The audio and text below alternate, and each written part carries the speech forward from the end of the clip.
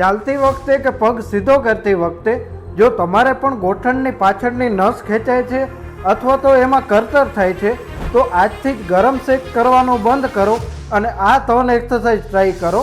નસના દુખાવા માટે આ રામબાણ ઇલાજ છે. પહેલી કસરત એન્કલ પંપ એક્સરસાઇઝ. એના માટે બેડ પર સીધા સૂઈ જાઓ. હવે માત્ર તમારા પગના પંજાને પૂરી તાકાતથી આગળની તરફ ધકેલો અને પછી પૂરી તાકાતથી તમારી તરફ ખેંચો.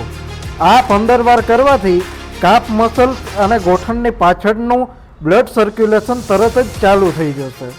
બીજી કસરત હીલ પ્રોપ સ્ટ્રેચ. એના માટે સીધા સૂઈ જાઓ અને તમારા એડીની નીચે એક નાનો ટુવાલ ઘડી વાળીને મૂકો, જેથી ગોઠણ આવી રીતે હવામાં થોડું અધર રહેશે. હવે ગોઠણને નીચેની જમીન તરફ દબાવવાનો પ્રયત્ન કરો.